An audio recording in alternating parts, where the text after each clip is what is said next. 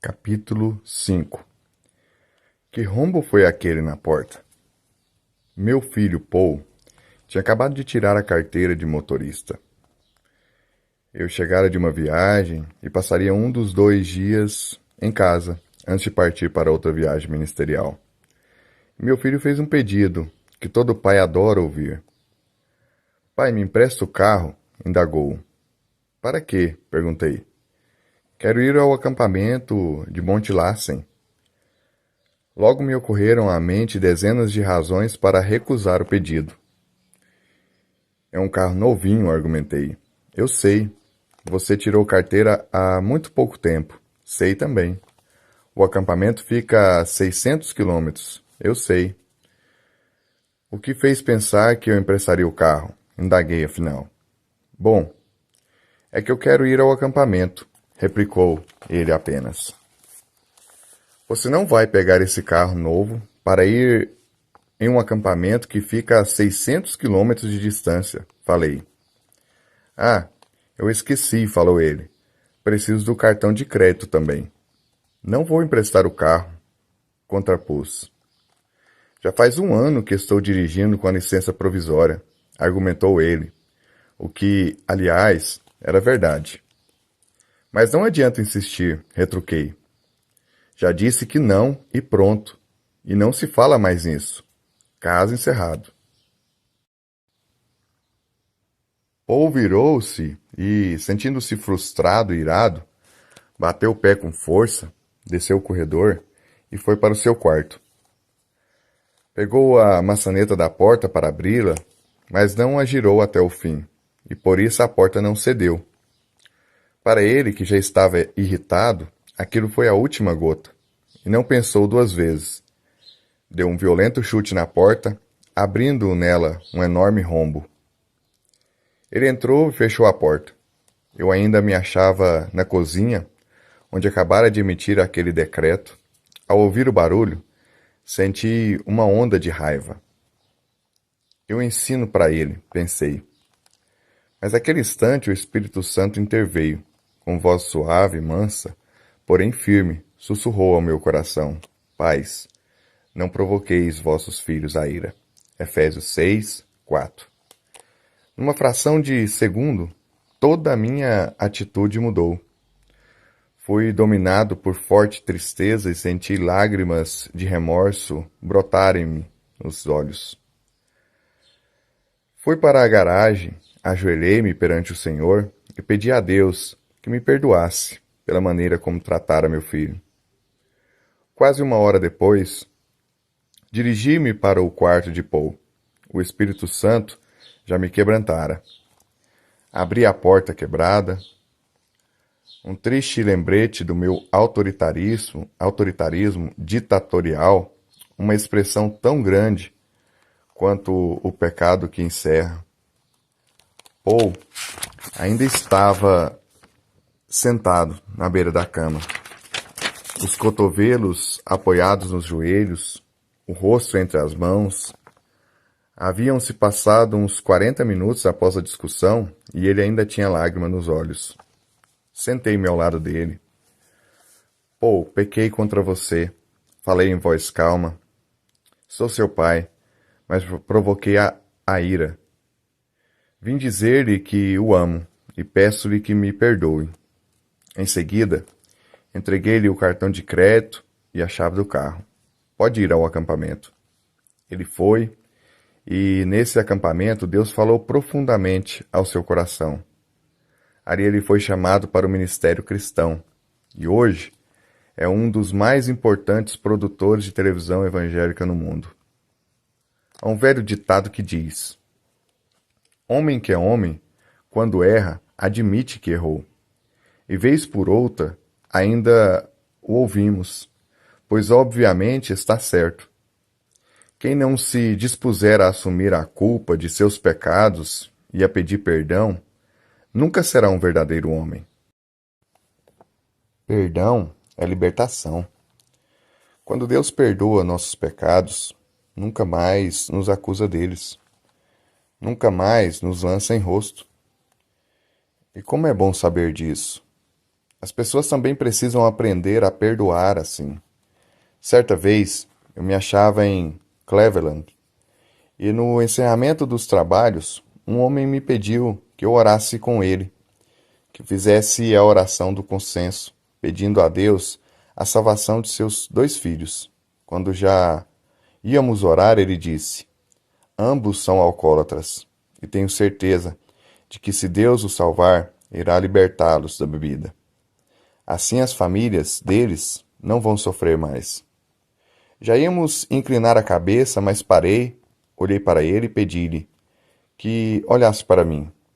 Ele continuou cabisbaixo. O ambiente estava meio barulhento e por isso repeti o pedido para que me desse atenção. Aí ele ergueu a cabeça, num movimento brusco. O senhor foi alcoólatra? Indaguei. Ele hesitou e não respondeu. Era cristão havia vários anos e aquilo fora coisa do passado. Não desejava que lhe relembrassem o fato. Além disso, havia pessoas por perto e confessá-lo seria embaraçoso. Mas insisti. O senhor foi alcoólatra? Perguntei de novo. Fui, respondeu em voz baixa. Na ocasião, seus filhos moravam em casa com o senhor? Moravam.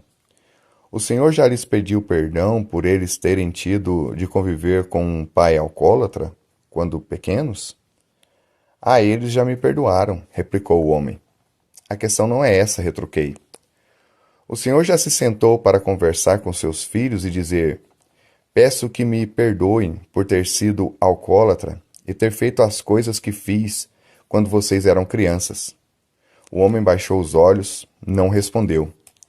Estou disposto a orar com o Senhor e concordar em pedir a Deus a salvação de seus filhos, mas só com uma condição. Qual? Que o Senhor os procure e peça-lhes que perdoem seu alcoolismo. Respondi, e continuei a fitá-lo atentamente, esperando sua resposta. Ele me olhou também e aceitou minha condição. Em seguida oramos. Quando perdoamos a alguém um pecado cometido contra nós, o liberamos daquele erro. Mas se não perdoamos o pecado, ele ficará retido. Isso é um princípio do reino de Deus. Os filhos daquele homem detestavam o seu vício e nunca lhe haviam perdoado. E como não lhe perdoaram, retiveram o pecado do pai. Tornaram-se iguais a ele naquilo que detestavam. O ódio amarra o pecado a nós. Aqueles homens achavam-se amarrados ao pecado do pai. Alguns anos atrás, preguei numa igreja presbiteriana em Washington, e após o culto, uma senhora veio falar comigo. Seus olhos estavam molhados de lágrimas, mas lágrimas de gratidão. Quero agradecer-lhe por sua mensagem, disse chorando. E me relatou sua história. O marido pertencia aos altos escalões do governo do presidente Jimmy Carter e era muito estimado pelos colegas. Tanto ele como ela eram pessoas cultas, refinadas, muito educadas e sofisticadas. Sempre me relacionei bem com todo mundo, continuou a dizer aquela senhora, e sempre cultivei uma ótima autoimagem. Mas há cerca de 1 ano, comecei a ter problemas com minhas 2 filhas. Não entendia a razão disso e passei a questionar minha eficiência como mãe e até como esposa. Na busca de soluções, ela passara a orar e a ler a palavra de Deus. Nessa procura, ela viera a conhecer o Senhor Jesus Cristo como seu Salvador pessoal. E pouco depois, seu marido tivera a mesma experiência. 15 dias atrás, prosseguiu ela, de repente me dei conta de que estava cometendo com minhas filhas os mesmos erros que minha mãe cometera comigo. E minhas filhas estavam reagindo comigo da mesma forma como eu agira com minha mãe. Sentia raiva de mim mesma pelo erro, mas não sabia o que fazer para corrigi-lo. Só hoje foi que entendi. O culto daquela noite fora decisivo para ela. Hoje, pela primeira vez, Perdoei a minha mãe pelo que ela fez comigo. E assim tirei esse problema de minha vida. Mas tenho certeza de que nunca conseguiria fazer nada por mim mesma. Precisava do auxílio do Espírito Santo. Agora, concluiu ela, não vejo a hora de chegar em casa para falar com minhas filhas. Estou liberta do passado e não vou mais repetir aquele erro. Ela tivera de perdoar o erro de sua mãe para que ela própria se libertasse dele. Aliás, não faz muito tempo, estive numa igreja onde descobri que o mesmo princípio se aplica a igrejas. Alguns anos antes, a congregação tinha tido fortes atritos com o pastor, que saiu dali deixando muita gente magoada e cheio de amargura. Quando preguei nessa igreja, já havia passado por lá uma série de pastores. Todos chegavam com grandes esperanças e um sincero desejo de acertar. Entretanto, todos acabavam tendo problemas com o grupo e saíam. A igreja experimentava sucessivos fracassos com pastores, simplesmente porque não havia ainda perdoado aquele primeiro pastor de anos atrás. Quando não perdoamos a alguém um pecado cometido contra nós, carregamos conosco aquele erro e assim acabamos repetindo com outros a mesma falha. Em Charlotte, no estado da Carolina do Norte, havia um homem cujo sócio fugira com o dinheiro da firma, deixando com as dívidas. Ao invés de perdoar ao sócio, esse homem deixou-se dominar pelo rancor e, por isso, continuou a ter problemas nos negócios. O problema só foi solucionado depois que ele se dispôs a perdoar ao primeiro sócio. Hoje ele goza de um sucesso econômico nunca experimentado antes. Outra pessoa que teve uma experiência semelhante, quando me ouviu falar do princípio do perdão, foi um cientista que reside na Califórnia. Fazia já 20 anos que seu pai tinha falecido e nos últimos 15 anos de vida dele, os dois não haviam trocado uma palavra. Portanto, havia 35 anos que ele guardava aquele rancor. O problema era que fazia 2 anos ele estava sem conversar com a filha. Ela até se mudara para o Havaí para afastar-se dele. Naquela noite, ele se deu conta de que vinha cometendo com a filha o mesmo erro que o pai cometera com ele, e também sofria as consequências. O que deveria fazer? O pai já estava morto havia muito tempo. Era preciso que ele perdoasse ao pai, apesar de já terem se passado tantos anos. Oramos e aquele homem recebeu a libertação de que precisava. Naquela mesma noite, após o culto, ele escreveu à filha uma longa carta. Nela, pedia-lhe perdão e revelava-lhe alguns fatos que a moça desconhecia. Pouco tempo depois, revi esse senhor. Contou-me que eles haviam se reconciliado e ele estava planejando viajar ao Havaí para ver a filha e os netos. Muito pai acha que se reconhecer diante de um filho que errou para com ele e pecou contra ele, e se lhe pedir perdão, estará dando parte de fraco. Não é verdade. Na realidade, está demonstrando que é homem de verdade. Perdoar e pedir perdão são um traço de quem é semelhante a Cristo. Já está comprovado que a maioria das pessoas que maltratam os filhos também foi maltratada em criança. Mas o fato é que muitos assistentes sociais, orientadores pedagógicos e policiais desconhecem o princípio do perdão, ensinado por Jesus e que é de importância vital para a vida humana. O pecado não é hereditário.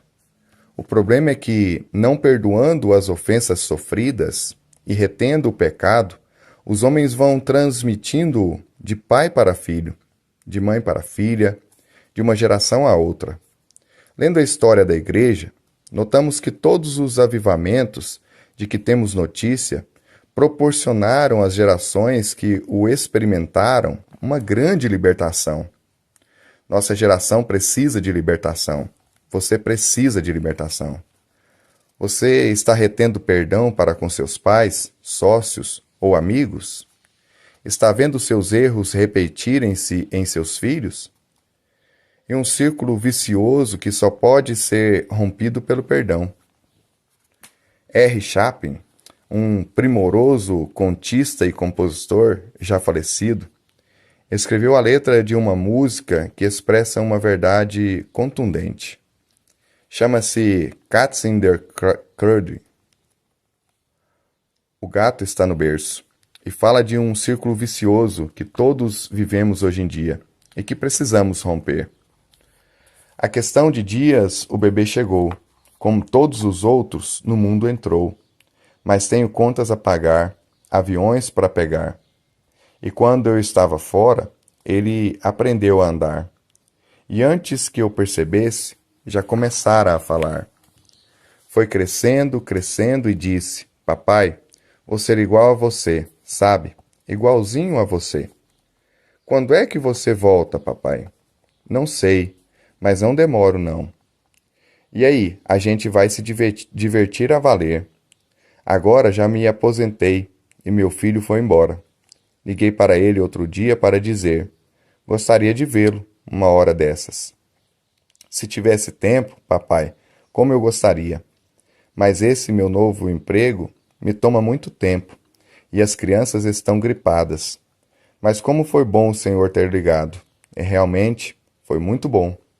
E quando desliguei, me dei conta de um fato. Meu filho saiu a mim. Meu filho é igualzinho a mim.